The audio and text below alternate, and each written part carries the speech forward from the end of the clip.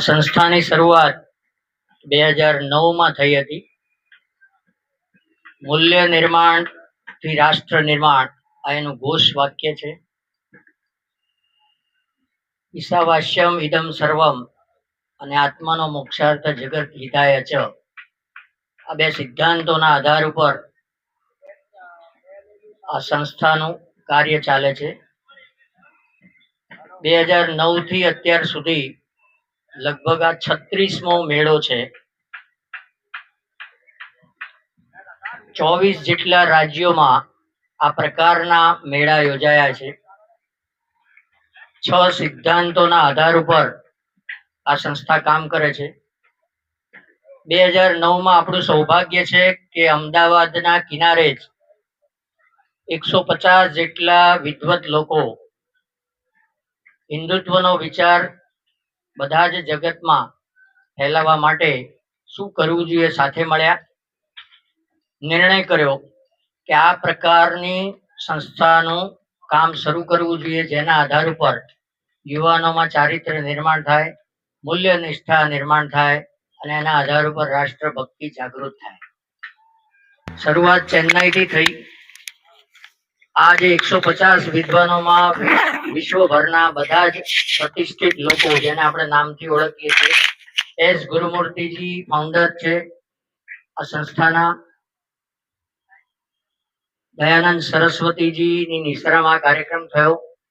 આ મેળામાં પણ ઉપસ્થિત રહેવાના છે એવા મિત્રાનંદજી પણ એમાં એક હતા. અજીત ધોવલજી, સાથે સાથે દરેક ધર્મ સંપ્રદાયના આર્ટ ઓફ લિવિંગ બાબા રામદેવજી, આવા વિદ્વાનો દ્વારા આ કાર્યનો પાયો નંખાયો છે. 6 સિદ્ધાંતોમાં 3 પ્રકૃતિ રિલેટેડ છે અને 3 પારિવારિક અને માનવીય મૂલ્યોના જતન આધારિત છે. આપણને ટેમ્પલેટ વગેરે આપવામાં આવ્યું છે, એમાં 6 સિદ્ધાંતોનું વર્ણન છે. શરૂઆત પહેલો મેળો 2017માં ગુજરાતમાં શરૂઆત થઈ અને 2018ની અંદર આ જ સ્થાન ઉપર પહેલો મેળો કરવો આવો નિર્ણય થયો. એ મેળાની અંદર ખૂબ સારો પ્રતિસાદ આપના તરફથી અને જનતા તરફથી પણ મળ્યો. એના આધાર ઉપર 4.5 લાખ જેટલા લોકો અહીંયા 4 દિવસમાં ઉપસ્થિત રહ્યા હતા. ખૂબ સારો પ્રતિસાદ મળવાના કારણે દ્વિતીય મેળો આપણે અત્યારે 23 થી 26 જાન્યુઆરી 2025 આ જ સ્થાન ઉપર કરવા જઈ રહ્યા છીએ. આ મેળાની કેટલીક વિશેષતાઓ છે, કારણ કે અનુભવના આધાર ઉપર પહેલો મેળો કર્યો તો આપણે એમાં જે સંસ્થાઓ આવી હતી એ સિવાયની ખૂબ સારી સંસ્થાઓ, ધાર્મિક આધ્યાત્મિક આ સંસ્થાઓ અને સમરસતાને જોડીને, એટલે એમ કહી શકાય કે આધ્યાત્મિક સેવા અને સમરસતાનો સંગમ એટલે દ્વિતીય મેળો. 250 કરતા પણ વધારે સંસ્થાઓમાં સહભાગી થવાની છે. 250 કરતા વધારે સંસ્થાઓમાં 100 કરતા વધારે સંસ્થાઓ ધાર્મિક રહેવાની છે. 11 કરતા પણ વધારે મંદિરોનું જીવંત પ્રસારણ થવાનું છે. એમાં શબરીમાલા કેરાલા મંદિર, અયોધ્યા પ્રભુ રામચંદ્રજીનું મંદિર, વિશ્વ ઉમિયાધામ મંદિર, રામદેવડા મંદિર, સંતરામ મંદિર, આવા બધા ખૂબ પ્રતિષ્ઠિત મંદિરોના લાઈવ દર્શન, 11 કરતા પણ વધારે મંદિરોના દર્શન અહીંયા થવાના છે. એ જ પ્રકારે 15 જેટલા મંદિરોની 10 બાય 10 ની પ્રતિકૃતિ અહીંયા આવવાની છે. એટલે દરેક સમાજને જોડીને સમરસતાનો એક સંગમ થાય, આ ધ્યાનમાં રાખીને આધ્યાત્મિક અને સેવા સંસ્થાઓને પોતાની સેવા પ્રવૃત્તિ, ધાર્મિક પ્રવૃત્તિની સાથે સાથે સમાજને પણ સેવાના કાર્યો શું કરી શકાય એનું પ્રદર્શન કરવા માટેનો આ મેળો છે. બીજા લોકો પ્રેરણા લે અને એક સાથે સમાજમાં આવું ચાલી રહ્યું છે. આવું બતાવવા માટે આપણે વિચાર કર્યો તો 2009 ચેન્નઈથી શરૂ કરીને અત્યાર સુધી અનેક સેવાભાવી સંસ્થાઓને સાથે રાખી અને આ પ્રકારનો વિચાર કરી રહ્યા છીએ. જે હિન્દુ સંસ્કૃતિમાં આપણે બધા માનનાર, પરોપકારને માનનાર, જેને અત્યારે વર્તમાન કહીએ છીએ કે ફિલોન્થ્રોપી, તો એ ફિલોન્થ્રોપીમાં માનનાર વ્યક્તિઓ આપણે પહેલેથી જાણીએ છીએ કે કીડીને કણ અને હાથીને મણ આપનારા લોકો. આપણે દાન વૃત્તિ નથી કરતા એનું કારણ બતાવવામાં એ આવ્યું કે આપણે ડાબા હાથે આપીએ છીએ તો જમણા હાથને ખબર નથી હોતી. તો આ ગુપ્ત દાનમાં માનનારાને પ્રચાર પ્રસાર આપણે અત્યાર સુધી નહોતા કરતા, પરંતુ આ મેળાના માધ્યમથી બધાને જાણકારી મળે એ પ્રકારનો વિચાર કરીને આ કામ કરવાની આપણે શરૂઆત કરી છે. જે 6 થીમ આધારિત કાર્યક્રમો છે એમાં આચાર્ય વંદન, કન્યા વંદન, સાથે સાથે માતૃ પિતૃ વંદન, મા દીકરી સંમેલન, આ પ્રકારના કાર્યક્રમો વિશેષ રહેવાના છે. રાષ્ટ્રભક્તિ જાગરણને ધ્યાનમાં રાખીને પણ એક કાર્યક્રમ આપણે કરવાનો છે. સવારે 11 વાગે ઉદ્ઘાટન થશે.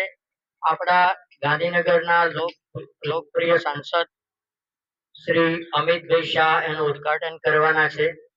સાથે સાથે અન્ય મહાનુભાવો પણ એમાં ઉપસ્થિત રહેવાના છે. 4 દિવસનો ભવ્ય કાર્યક્રમ નિશ્ચિત કરેલો છે. આપણને બધાને પત્રિકા પણ મળી જશે.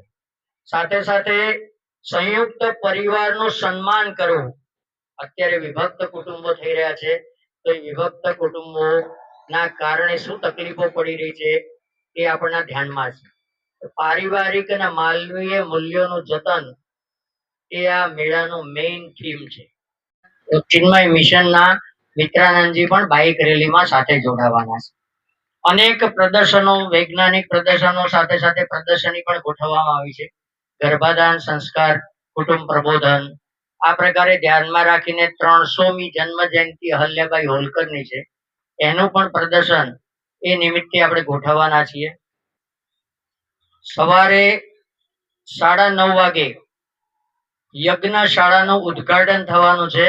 સામાજિક સમરસતાને ધ્યાનમાં રાખીને 11 કુંડી યજ્ઞ આપણે કરવાના છીએ. 4 દિવસ આ યજ્ઞો ચાલવાના છે. રોજ અલગ અલગ પ્રકારના યજ્ઞો થશે. 7 પ્રકારના યજ્ઞો થવાના છે. બપોરે 4 વાગે યુવકોની બાઇક રેલીની સાથે સાથે યુવા સંમેલન છે. એ બાઇક રેલીમાં પણ 5000 કરતા વધારે યુવકો બાઇક રેલીમાં જોડાવાના છે. કરતા પણ વધારે બહેનો સવારે 9 વાગે અહીંયા કળશ યાત્રાનું ઉદ્ઘાટન થવાનું છે. રબારી સમાજની બહેનો પોતાના ગણવેશમાં, દક્ષિણ ભારતની બહેનો પોતાના ગણવેશમાં વિગ્રહ સાથે અહીંયા આવવાની છે. રાજપૂત સમાજની બહેનો પણ એ પ્રકારે પોતાના ગણવેશમાં તલવાર સાથે અહીંયા પ્રદર્શન કરીને કળશ યાત્રામાં ઉપસ્થિત રહેવાની.